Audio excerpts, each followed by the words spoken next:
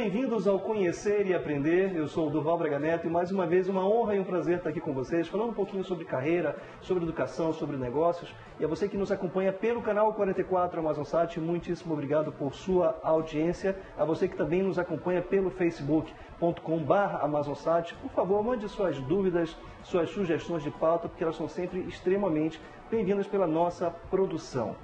E o programa de hoje vai abordar um pouquinho um tema que eu gosto muito, que reiteradas vezes a gente, sempre que possível, abordamos aqui, que é a questão da importância das artes, sobretudo para a educação, para o desenvolvimento de crianças e jovens. A gente sabe hoje que o sistema educacional, infelizmente, é bastante engessado e, por isso, a questão da expressão artística acaba sendo limitada a 50 minutos por semana, em que o professor meio que compulsoriamente vai lá e entrega algum tipo de conteúdo para, infelizmente, só cumprir com o currículo.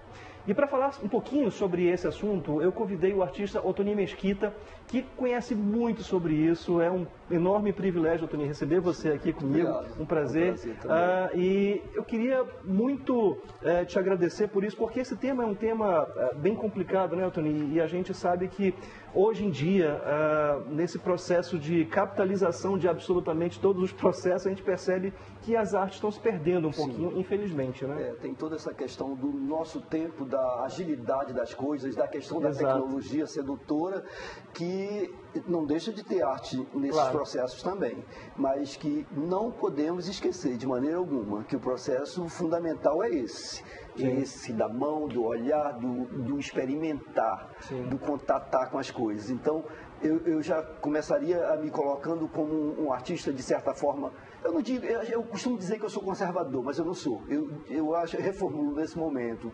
Eu diria que um artista natural, porque eu também vim com essa vontade e, apesar de todo o processo de sufocamento que é a nossa educação, isso resistiu em mim e me fez criar resistências para trabalhar, para repensar. Eu não tenho receita, porque eu também acho que eu sou contra essa questão de receitas. Eu acho que quando a gente chega na receita, engessou. Isso. Né? E esse é o grande temor para trabalhar com a questão das artes. Ela é com certeza fundamental para sensibilizar, para auxiliar a todos os setores. Quer dizer, não que as pessoas precisam ser musicistas, pintores, necessariamente, ou qualquer coisa das artes tradicionais, mas contatar, ter a possibilidade de compreender que a árvore dela não precisa ser igual a do outro, e que a casinha, bem, né? que cada um tem que ter a sua casa, pode faltar telhado, pode ser torta, que isso é o que vai dar o diferencial, a originalidade.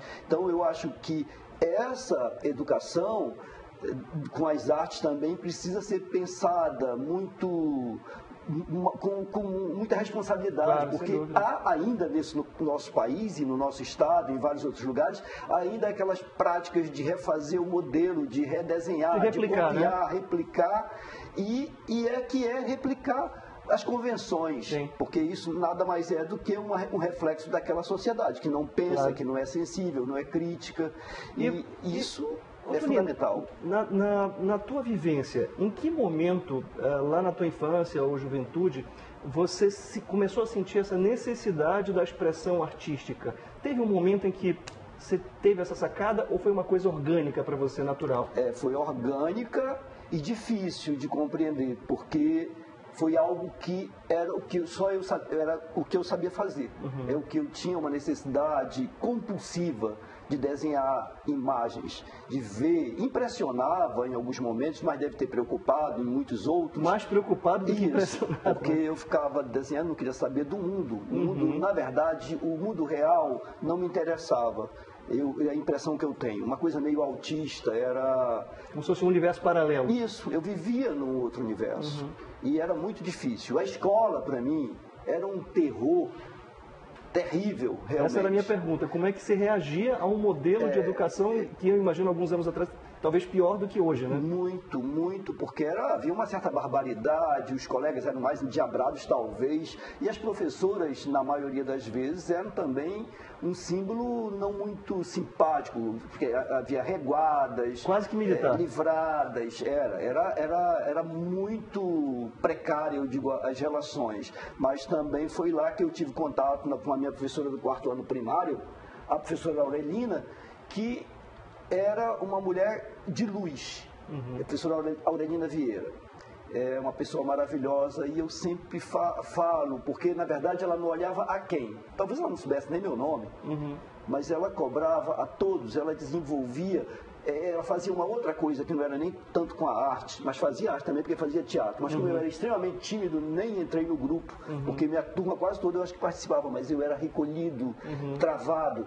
Mas ela fazia, era nos tirar da escola, nos levar para o museu, para a praça, para o teatro, para o balneário e fazer com que nós enxergássemos e ver que nós tínhamos potencial. Ela não fazia um discurso disso, ela fazia experimentar. Quando ela saía da sala, de uma certa forma ela quebrava com aquelas barreiras ali, né, da sala, e de uma certa forma é meio que uma transgressão para o sistema. Você acha que nesse sentido, talvez a expressão criativa, ela quase sempre é transgressora?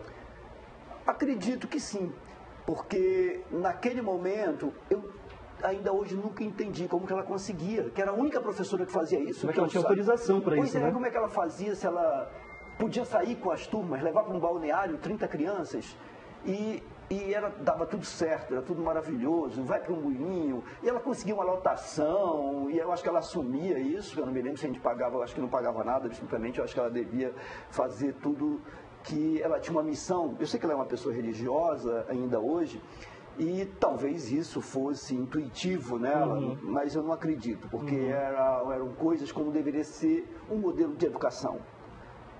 Talvez como ela enxergava, né? Talvez. E mesmo na cobrança, que eu acho fundamental, que essa educação que nós passamos a ter depois dessa educação mais árdua, rústica, passamos a ter uma educação que tudo pode, tudo é permitido, não pode isso, não pode aquilo. Mas ela cobrava e ela exigia, e foi num desses processos que ela me fez ver que eu era capaz. Eu acho que nesse contexto o professor assume um papel, digamos, de inspiração, né, Otoni? E parece que essa professora, de uma certa forma, tocou em você, te inspirou e te motivou. Nesse sentido, sim. Ainda que a gente não tenha trabalhado tanto com a questão artística, mas eu acho que, eu penso também que a questão da pessoa. É preciso você se ver também como uma pessoa. Ainda que você sofra bullying, qualquer coisa, mas é de você enfrentar, se garantir com você mesmo e poder avançar. E de outra forma, eu penso também que muitas vezes as pessoas limitam, restritivo demais essa questão do horário da aula de arte, ser 50 minutos entre uma aula de português e uma de matemática, que são importantes, reprovativas, enfim. Esse negócio encaixado ali, né? Mas eu também penso que é legal termos o ideal, que não temos. Mas o que seria o ideal, Tony? O ideal, eu penso que seria ter uma sala específica, ou diferentes salas dentro de uma escola. Isso nós tivemos na Aparecida, no Colégio Aparecida, quando eu fazia ginásio. E a dona Julieta ficava lá em cima e nós íamos lá. Aí fazia papel machê, o outro fazia uma cadeira, fazia uma pintura. Ela orientava assim no geral, era poli. Mas o que é legal é que nós tivéssemos, eu acho que a escola Petrônio Portela teve isso por um tempo. E tem uma outra na Zona Leste, que eu não me recordo o nome, que trabalha também com a questão da música, do teatro e das artes visuais. Que aí tenha um especialista em cada área e em determinada hora, as turmas que forem liberadas vão para aquela aula desenvolver alguma coisa, que isso é importante. Só que eu queria chamar a atenção para uma outra questão, quando você fala de tablet, de tecnologia, de tantos recursos. E isso me lembra outro dia lá no Careiro, as crianças brincando no lugar que fica o rio, mas que tem um poeiral danado, brincando com os restos de carro, felizes da vida, coisas raras de se ver numa cidade, na área urbana. Que tipo de reverberação, por exemplo, na carreira, na vida, essa experiência artística que a gente acaba roubando um pouquinho, né, das crianças e dos jovens, poderia ter de impactos positivos para a vida, para a carreira? Eu penso que a pessoa passa a ver possibilidades em qualquer coisa. Alternativas. É uma folha de papel que pode ser lisa, pode ser desenhada, pode ser amassada, pode virar uma escultura, pode virar um objeto, pode... É como brincar de olhar as nuvens. Sim. Então, se você tem essa certa criatividade, eu tenho um certo medo de falar de criatividade, mas essa relação de versatilidade com as coisas, que é uma coisa muito comum para o brasileiro, eu acredito que a pessoa vai estar lá na economia, na arquitetura, na medicina, e ela vai ter jogo de cintura para realizar, para solucionar questões, e não somente aquela receita da aula do professor e do livrinho tradicional. É o modelo industrial de educação, né? Então, é que, exatamente, é preciso perceber, ouvir o outro, e sobretudo na medicina, né? Conversar e ouvir, empatia, né? Ouvir os órgãos, olhar o pé se está machucado, porque hoje em dia você eu posso mandar o meu primo no meu lugar, para aí o médico vai dar o remédio terapêutico. Às vezes o médico não vai olhar o pé, nem vai ouvir o coração. Então, isso eu acho que nós precisamos reformular, porque por baixo de toda essa questão, eu penso que a arte pode ajudar muito, com certeza, mas a sociedade precisa de uma reformulação, no sentido da valorização de todas as coisas, das coisas mais simples, básicas e fundamentais, porque sem elas nós vamos crescendo para a sofisticação, todos querem ser só doutores, querem ter o grande carro, e a vida em si, o ser, se perde. Porque... Se você olhar para os 5 maiores arrependimentos antes da morte, dentro deles estão coisas muito triviais, como sair com os amigos, se arrepender de não ter saído mais com os amigos, de não ter colocado os sentimentos, compartilhado as emoções, que acho que é um dos grandes prejuízos que a gente tem desse modelo industrial, né?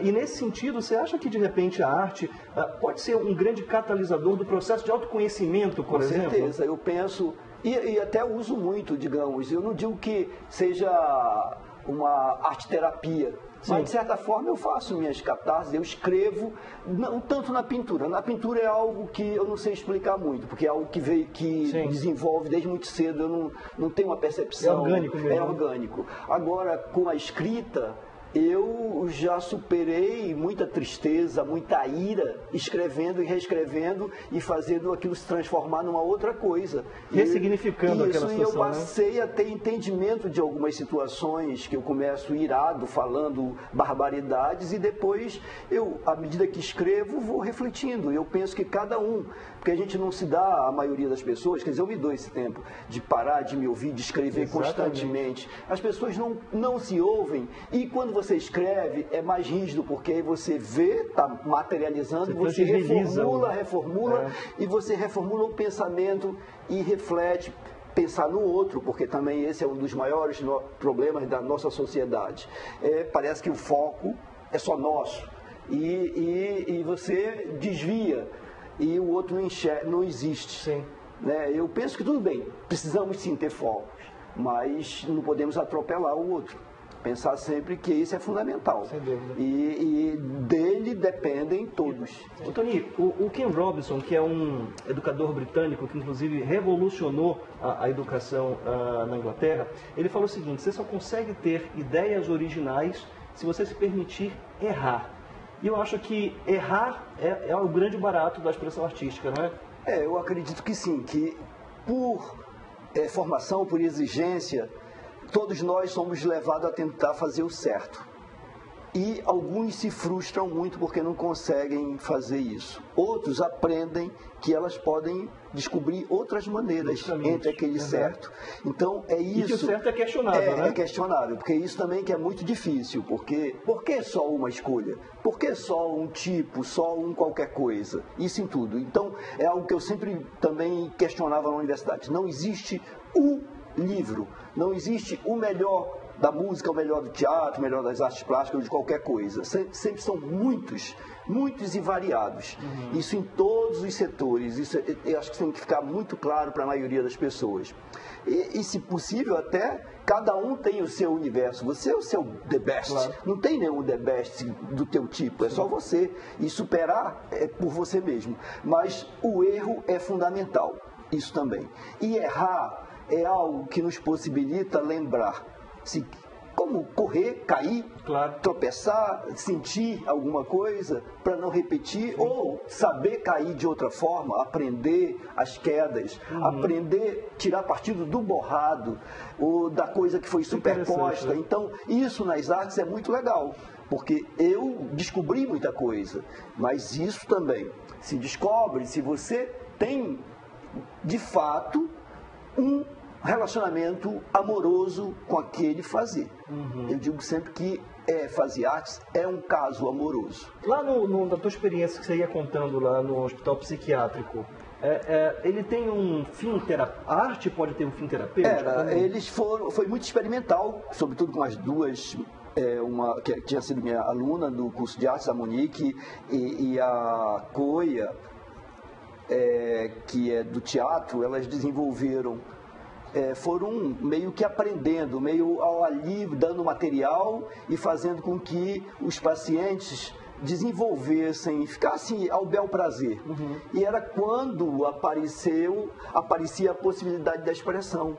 Porque agora, naquele momento, não havia talvez aquela exigência de fazer o certo, exato. Não há um compromisso com Não é, olha, você tem que, a tua vida é assim, assado, e talvez ouvindo desde criança, menino abestado, ou não sei o quê, não sabe fazer isso, não sabe se movimentar, não sabe se relacionar. Então, aqui faz qualquer coisa, amassa, come até se quiser, como eles contavam, alguns casos que a menina, que eles pintavam o suporte que acabava com o suporte.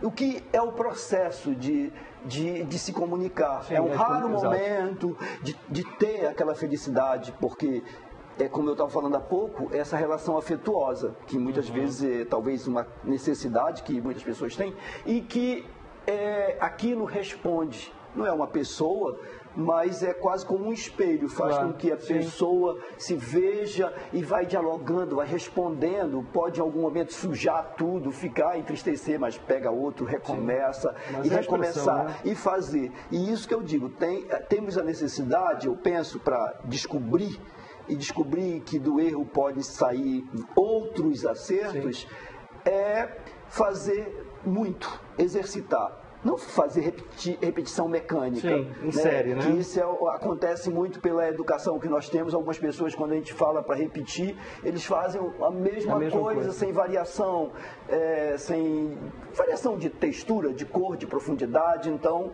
você acha que arte é mais paixão ou mais talento? Eu acho que tem pessoas muito talentosas, mas sem paixão, nada, nenhum setor, nada caminha, vibra. A gente não podia realmente concluir esse programa sem isso. A expressão artística ela se revela num bolo, como você falou, num pequeno poema, enfim, numa pintura, em tudo. Ô Toninho, eu queria muitíssimo agradecer a tua presença. Infelizmente, o nosso tempo é curtíssimo. E eu queria te dar esse minutinho final para você convidar os pais e realmente repensar essa questão. Eu não sou pai. Eu penso que às vezes meus filhos são aqueles alunos que passaram pela universidade, passaram por mim ou em outros cursos. Mas